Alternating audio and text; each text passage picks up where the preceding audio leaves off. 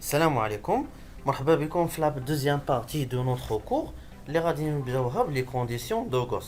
قبل ما نشوفوا la construction géométrique غادي نبداو هو الاول بلي conditions de Gauss. هاد لي conditions كيمكننا باننا نحصلوا على واحد الصوره اللي هي واضحه.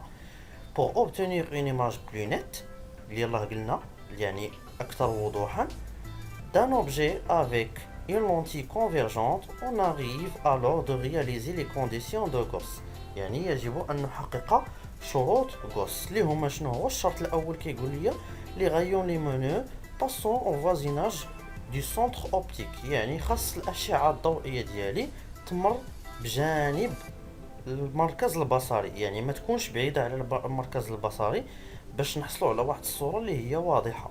إلا كانت بعيدة على المحور على المركز البصري غادي نحصلوا على واحد الصورة اللي هي غير واضحة. Deuxième condition, les rayons lumineux sont peu inclinés par rapport à l'axe optique. يعني أن les rayons lumineux تاعنا خصهم يكونوا قراب من لاكس اوبتيك. بالنسبة قبل ما ندوزو لا كونستركسيون جيومتريك خصنا نتعرفوا على لي غايون بارتيكوليير. لي غايون بارتيكوليير يعني الأشعة الخاصة اللي غادي تمكننا من أننا نرسموا الصورة المحصل عليها بواسطة عدسة مجمعة. La construction géométrique pour les rayons lumineux عندنا 3 types de rayons lumineux. Le rayon lumineux parallèle à l'axe principal d'une lentille convergente émergée en passant par le foyer principal image F' ou le foyer principal objet F. هنا غادي نشوفوا par exemple في الحالة ديال le rayon parallèle à l'axe principal. Le rayon parallèle à l'axe principal ياك كيدوز لينا من العدسة passant par le foyer F'. La même chose pour celui-là يعني نفس الشيء بالنسبة لهذا le rayon هذا كيدوز لينا من le foyer image. Pour le deuxième cas هنا غادي نشوفوا ان لو غايون تاعنا غادي ينبثق لينا ولا غادي ينطلق من اف ثم غادي يتجه للعدسه وغادي يخرج لنا باراليل على لاكس اوبتيك. كما كتلاحظوا لو غايون émergé passant par le foyer principal objet et passant parallèle à l'axe optique. Le troisième rayon, le troisième type de rayon, c'est le rayon passant par le centre optique ne divise pas. يعني اش كيوقع ليه ملي كيدوز ليا من لو سونتر اوبتيك ما كيتحولش الاتجاه ديالو يعني كيمشي في نفس الاتجاه. وهنا غادي نشوفوا لو غايون الاول ها انتم كما كتلاحظوا ولو غايون الثاني ها انتم ما كيوقع ليه والو كيمشي في نفس الاتجاه. هادو هما لي غايون تاعنا اللي غادي نستعملو باش اننا نديرو لا كونستركسيون جيومتريك دون ايماج دان اوبجي لومينو. لي زيتاب المراحل اللي غادي نتبعو باش اننا نحصلوا على اون بون ريبريزونطاسيون. Premièrement, on modélise l'objet par une flèche AB perpendiculaire à l'axe en A. يعني اننا اول حاجه كنديروها هو اننا كنمثلوا الجسم ديالنا بواحد لا فليش يعني واحد السهم AB perpendiculaire يعني عمودي على المحور البصري. خاصو يكون عمودي على المحور البصري. النقطه تاع التعامد تاعو هي النقطه A يعني النقطه اللي غادي تكون الالتقاء تاع لا فليش ديالنا مع المحور البصري هي النقطه A. Deuxièmement, on choisit un échelle convenable pour représenter la lentille et les foyers et l'objet AB. يعني اننا كنختاروا واحد السلم اللي هو مناسب باش اننا نمثلوا هاد العناصر اللي هي لا لونتي لي فويي يعني البؤر الصوره والشيء ثم لوبجي ديالنا الشيء ديالنا AB. Troisièmement, il faut construire les deux rayons particuliers. هنا نكتفي بدو غايون يمكننا اننا نرسموا 3 غايون. هنا نكتفوا فقط بدو غايون ولكن يمكن اننا نرسموا 3 ديال لي غايون. Il faut construire les deux rayons ainsi de point B. يعني هاد لي دو غايون بارتيكولير غادي ينطلقوا ليا من النقطه B اللي كاينه في الراس ديال السهم. Quatrièmement, intersection des deux rayons دون بي بريم، يعني التلاقي تاع هاد لي دو غايون باس من بعد ما يدوزو ليا من لا لونتي سي لو بوان بي، يعني الصورة ديال بي بواسطة العدسة المجمعة هي بي بريم. آخر مرحلة هي أننا غادي ننشئو الصورة ديال أ. كيفاش غادي ننشئوها؟ ليماج دي بوان أ et alors le point image A'. غادي نحصلوا عليه بالإسقاط العمودي la projetée orthogonale de B' sur l'axe optique. يلا غنشوفوا الحالات اللي غادي يكون عندنا دابا. Position et les caractéristiques de l'image donnée par la lentille convergente. On considère une lentille mince d'une distance focale de 2 cm. Fait la construction géométrique de l'image d'un objet AB, la longueur de AB c'est 1 cm, perpendiculaire à l'axe optique en A, des cas suivants. Le premier cas, F égale à OA égale à 2 cm. يعني أن النقطة A غنلقاوها جاية فوق النقطة F majuscule. يعني le foyer objet. Deuxième cas, 2F est inférieur à OA. Ça veut dire 2F est inférieur à 2A. Ça veut dire OA égale à 5 cm. Troisième cas, OA égale à 2F. Ça veut dire OA égale à 4 cm. Quatrième cas, OA est entre F et 2F. Ça veut dire OA égale à 3 cm. Cinquième cas, OA est inférieur à F. Ça veut dire OA égale à 1 cm. دونك غادي ننجزو هاد لي 5 كا، وهنا المطلوب منا هو اننا خصنا نحترموا هاد المعطيات اللي عندنا بالتفاصيل، وباش اننا نحصلوا على واحد لا ريبريزونطاسيون جيومتريك تري اكزاكت مطلوب منا ان تكون عندنا واحد المسطره اللي يكونوا باينين فيها دوك التدريجات ديالها، وواحد القلم الرصاص اللي يكون منجور مزيان. وخصنا نرسموا اول حاجه في هاد لي كا كاملهم اللي غادي نرسموا غتكون عندي لا ديستانس فوكال اللي هي 2 سنتيمتر، ولا لونغور ديال لوبجي ديالي هي 1 سنتيمتر.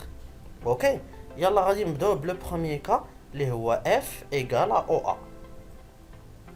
Dans le premier cas, F égale à OA, la distance focale toujours égale à 2 cm. Donc, premièrement, on va tracer le premier rayon passant par le foyer image. Le deuxième rayon passant par le centre optique. اش كنلاحظوا بالنسبه لهاد لي دو غايون؟ كنلاحظوا بان هاد لي دو غايون سون باراليل، يعني متوازيين. واش يمكنهم يتلاقاو؟ ما يمكنهمش يتلاقاو نهائيا. دونك غادي نقولوا بان ليماج ديالنا سو فورم ا لانفيني، يعني ان ليماج ديالنا كتكون في ما لا نهايه. بما ان المستقيمين ما كيتلاقاوش متوازيين، إذن هاد ليماج ديالنا غادي تكون في لانفيني. Pour le deuxième cas, OA est supérieur à 2F. هنا عندي لا ديستانس F، هذه هي 2F، يعني هنا 2 سنتيمتر، 4 سنتيمتر، 5 سنتيمتر، 5 سنتيمتر، وغادي ندير لا ديستانس OA، ومن بعد غادي نرسم لا فليش تاعي perpendiculaire à l'axe optique. Donc premièrement, je veux tracer le rayon parallèle à l'axe optique qui passe dans le foyer image. Deuxièmement, on trace le rayon passant par le centre optique. Donc, on a une pointe d'intersection ici. عندنا واحد النقطة تاع التلاقي بين هاد الشعاعين، الشعاع الأول والشعاع الثاني. هاد النقطة تاع التلاقي غادي تعطيني لو بوين بي بريم. من بعد باش نحصل على ا بريم غادي ندير الاسقاط العمودي على لاكس اوبتيك. دونك الاسقاط العمودي كيعطيني النقطه ا بريم. كنلاحظوا باننا حصلنا على واحد ليماج كيفاش دايره رونفيرسي. اول حاجه كتبان ليا اون ايماج رونفيرسي، يعني واحد الصوره اللي هي مقلوبه. اون اوبتوني دونك سو كا اون ايماج ريال، يعني كنحصلوا على واحد الصوره حقيقيه.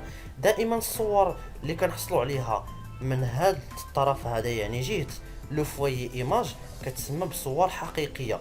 الصور الا حصلنا عليها في هذا الطرف هذا اللي كاين فيه لوبجي، دونك هنا غنسميوها صور وهميه. دونك اون اوبتيني une image réelle صورة حقيقية on peut observer sur un écran يعني يمكن أن نراها في واحد الشاشة اللي غادي تكون هنا renversée مقلوبة et plus petit que l'objet يعني ملي كنقارنو الطول ديال لوبجي تاعنا مقارنة مع الطول ديال ليماج ديالنا هي تاع الصورة ديالنا كنلقاو بأن ليماج ديالنا صغيرة مقارنة مع لوبجي اللي كاين عندنا هذا pour le deuxième cas.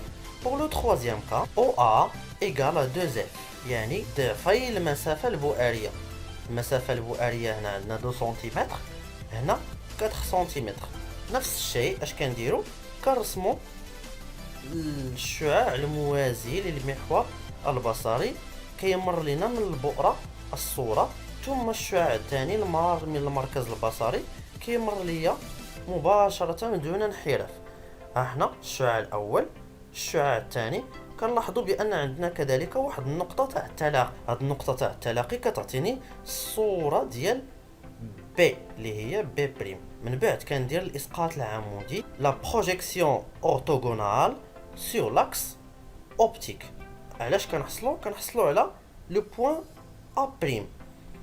لي كاركتيرستيك ديال هاد ليماج ديالنا يعني مميزات تاع هاد الصورة ديالنا اون اوبتوني اون ايماج غيال كما قلنا نقدروا نشوفها على واحد الشاشة renversée مقلوبة et même grandeur que l'objet وعندنا عندها نفس الطول اللي كاين عند لوبجي ديالنا. الا رسمتوا الرسم ديالكم بواحد الدقة اللي هي مزيانة غتحصلوا بان هنا تلاقينا عندنا 1 سنتيمتر دونك في هذا الطرف الاخر كذلك غادي نتلاقاو 1 سنتيمتر. On passe à le quatrième cas. OA est entre F et 2F. Ça veut dire OA égale à 3 cm. La position ديال l'objet ديالي على بعد 3 cm من O. Donc غادي نبدا نفس القضية عاوتاني نفس الشيء. الشعاع الموازي للمحور البصري كيمر لنا من F' ثم الشعاع المار من المركز البصري يمر دون انحراف. الشعاع الأول ثم الشعاع الثاني. من بعد كنحصلوا على واحد النقطة تاع التلاقي اللي كتعطينا كذلك صورة تاع بي اللي هي بي بريم. من بعد كندير الإسقاط العمودي على المحور البصري وكنحصل على واحد الصورة اللي كتبان ليا اشنو كبيرة مقارنة مع الشيء ديالي. لي كاركتيرستيك ديال ليماج ديالنا يعني مميزات الصورة on obtient une image réelle حقيقية يعني يمكن أن نراها بواسطة شاشة في هذا الطرف renversée مقلوبة et plus grand que l'objet ومكبرة. Le cinquième cas OA est inférieur à F. Ça veut dire OA égale à 1 cm. غنرسمو عاوتاني نفس الشيء كما كنا كنديرو نفس الشيء. الشعاع الأول الموازي للمحور البصري والمار من F'. الشعاع الثاني المار من المركز البصري. كنلاحظوا بأن الأشعة بجوج كيتباعدوا باش ما كنمددوا فيهم باش ما كيتباعدوا دونك ما عمرهم غادي يتلاقاو. ولكن الا مشينا مددناهم من الطرف الاخر غادي نتلاقاو بان الاشعه الضوئيه ديالي يقدر تلاقى في واحد النقطه معينه. بالنسبه انها نمددوا الشعاع الاول باللون الاحمر حنا مددناه وكتلاحظوا باننا مددناه بواحد الخط متقطع. غنمددوا الشعاع الثاني كذلك بواحد الخط متقطع. كنلاحظوا بان عندنا واحد لو بوين دانترسيكسيون ديال لي دو رايون دونك كيعطينا بي بريم توجور سي ليماج دو بي. ومن بعد هاد النقطه تاع التلاقي غادي نديرو لا بروجيكسيون اورتوغونال ديال لو بوين بي سور لاكس اوبتيك دونك غادي يعطينا لو بوين ا. كتلاحظوا بان لا بروجيكسيون اورتوغونال اللي درنا في هاد الحاله عباره عن خطوط متقطعه. لاحظوا مزيان هادشي خصكم ترسموه كما هو كما لاحظتوا هنا. الله يرضي عليكم. هنا غادي نشوفوا دابا المميزات تاع الصوره تاعنا. اول حاجه كنشوفوا بان الصوره تاعنا ما تكونتش في الطرف الاخر دونك غادي نقولوا بانها عباره عن صوره وهميه. دونك سي اون ايماج فيرتويال اي دروات يعني غير مقلوبه يعني صوره معتدله دروات اي بلو غران كو لوبجي واكبر من الشيء الضوئي بي اللي عندنا هنا. هنا pour le premier cas ديالنا la distance focale f ou la distance focale OF majuscule ايغال ا او ا. كنلاحظوا بان عندنا لي دو غيون ديالنا سون باراليل، يعني ما عمرهم غادي يتلاقاو. داكشي علاش كنقولوا ليماج سيتيي ا لانفيني. pour le deuxième cas عندنا 2f est inférieur à OA، يعني OA كبر من 2f. عندي la distance focale égale à 5 cm، donc 2f هي 10 cm كبر من 2f، يعني انطلاقا من هذه المسافة هذه كلها كتسمى كبر من 2f. اوكي، مثلا حنا غنحطوها في هذه لا سيتوياسيون toujours c'est supérieur à 2f. donc on observe qu'on a une image renversée réelle et plus petit que l'objet، يعني عندنا واحد الصورة اللي هي مقلوبة حقيقية وأصغر من الشيء. pour troisième cas OA égale à 2f، يعني في هذه الحالة ضروري خصها أنها تساوي 10، يعني في هذه لا بوزيسيون هذه كنلاحظ بأن عندي ليماج ديالي renversée réelle et لا ديستونس ديالها كتساوي لا ديستونس AB، يعني الطول ديال الشيء ديالي كيساوي AB. غيال يعني حقيقية ومقلوبة يعني رونفيرسي. كاتريام كا عندي لا ديستونس OA محصورة entre F et 2F، يعني ستكون في هاد لو دومين هذا. دونك كنلاحظ بأن ليماج ديالي مثلا نحطوها في هاد لوكا هذا فاش غادي تبان ليا في ليكرون. كنلاحظوا بأن ليماج ديالي كي دايره plus grand، premièrement plus grand que l'objet réel ياك ou renversé. ثم لو dernier cas فاش غادي تكون لا ديستونس OA صغر من F، يعني غادي تكون في هاد لو دومين هذا كامل. هاد لو دومين هذا واش كنلاحظوا بأن ليماج ديالي ما كايناش في هاد الطرف هذا. دونك هنا ما غاديش نهضروا على ليماج غيال. الا كانت عندي ليماج في هذا الطرف هذا كنهضروا على اون ايماج غيال، الا كانت عندي في هذا الطرف هذا كنهضروا على اون ايماج فيرتويال. دونك هنا عندنا اون ايماج فيرتويال droite، يعني معتدله ماشي مقلوبه، معتدله والطول ديالها اكبر من AB. Maintenant on va voir un petit résumé ديال هاد لي 5 كا اللي عندنا. toujours غتلاحظوا معايا واحد القضيه باش نديروا واحد الخلاصه اللي هي شامله لهاد الفقره الجزء الثاني ديال الدرس ديالنا، واللي خصنا نعرفوا بان فقط ملي هنعرف هاد لي كا هادو نقدر نعرف الطبيعه ديال الصوره ديالي مباشره بلا ما نستعمل لا كونستركسيون جيومتريك، يعني بلا ما ندير التمثيل الهندسي للحاله ديالي. دائما وقت ما كانت عندي اف كتساوي او ا، دونك ليماج اللي غادي نتلاقى سو فورم ا لانفيني، يعني الصوره تتكون في ما لا نهايه. الا كان عندي 2 اف صغر من او ا، دونك ليماج اللي غادي تكون عندي renversée réelle et plus grand que l'objet. الا كان عندي او ا égale à 2f، دونك ليماج اللي غتكون عندي هي renversée réelle et de même grandeur que l'objet. من بعد الا كان عندي او ا محصور بين f و 2f، دونك ليماج اللي غادي تكون عندي réelle renversée et plus grand que l'objet. الحالة الأخيرة ديالي فاش غتكون او ا صغر من اف، دونك ليماج اللي غتكون عندي droite يعني معتدلة، فيرتويال يعني وهمية، et plus grand que l'objet يعني أكبر من الشيء. كنتمنى أنكم تكونوا استفدتوا مزيان في لا فيديو. في حالة تصادفتوا مشاكل في الدرس طولوا لي المشاكل ديالكم في لي كومونتير وغادي نجاوبكم في أقرب وقت ممكن. شكرا لكم، يلا تبارك الله عليكم، السلام عليكم.